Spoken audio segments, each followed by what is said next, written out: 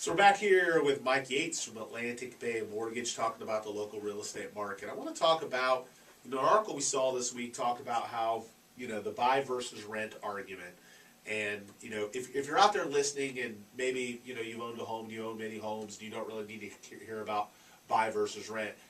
This part of the conversation may not necessarily apply to you, but maybe your kids, maybe to someone you know, maybe to a friend that's been renting and should be owning. But I think that, when you look at the buy versus rent argument, they did a study, and there were a few cities in Florida where it was less expensive to rent than buy a home. None of the Tampa Bay area were included in that. It was Fort Walton Beach, Destin area, Jacksonville, the Villages, Port St. Lucie, Cape Coral, Fort Myers, Naples, Marco Island, and Key West.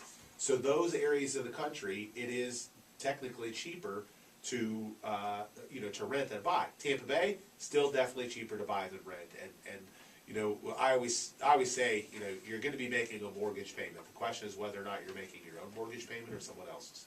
Right, and I see it all the time too, where there's renters who maybe think they can't buy, but once they go through the process, they find out that they can buy, and they can end up paying less on a monthly basis than what they're paying in rent. And they forget also about all the added financial benefits. Some of those financial benefits are on the potentially on the chopping block right now with the mortgage interest deduction and some of the changeover in administration. And we'll talk about that a little later in the show about some impacts from Trump moving in to become president.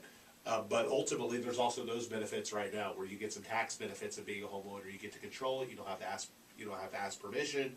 Except for an HOA, there's certain things you might have to ask them for permission. But ultimately, there's still people, I talk to people all the time that are renting. It's like, why are you, make a good income, they have good credit, why are you renting? Why? Oh, I don't want to, I don't want the commitment, or I don't want the hassle, or, but in reality, I think the other thing that causes a lot of buyers to disconnect from buying is how competitive it is right now. Right. And that's something that as real estate professionals, we have to do a better job of setting those expectations for our customers, that when they find a good home, there's probably other people that think it's a good home too. We don't have a lot of inventory, so the best homes, are the ones that are going fast and having bidding wars, and people they lose out 2 or 3 times, and they just, kind of throw in the towel and go rent. What I'm going to tell you is don't quit. Keep going, and you'll find the right opportunity or the right home. But a lot of people will just throw in the towel and say, oh, maybe owning isn't for me, I'm going to go back to renting. Well, a lot of times too, when you talk about that multiple offer situation and losing and getting frustrated, I see that all the time as well, where they do finally get the house and they end up liking it more than any other home that they've put offers on. So a lot of times it works out in their favor. Well, and because they are relatively new to the home buying process, the first couple of homes they picked maybe weren't as good of a deal, but they didn't want to lose them.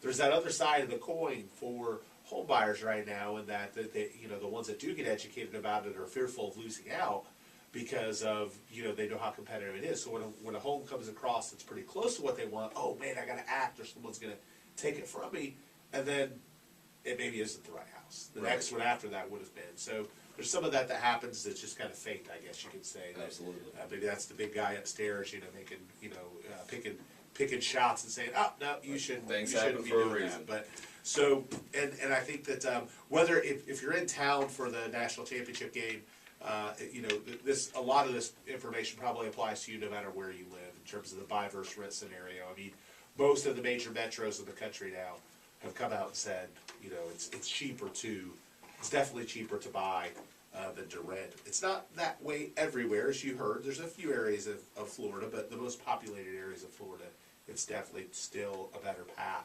to purchase a home and buy and pay a mortgage payment, because you're either making your landlord rich or you're adding to your own net worth. And you can look at the statistics on net worth, and clearly real estate owners and homeowners have more net worth on average than renters. And it's because they get that equity, they get on they're paying a debt off over time, and then they get the value gain too. Right, and your agents do a great job of that too, I think, as far as talking to people that, call in or inquire about a property and wanting to rent, and at least getting them to have the conversation about buying a home.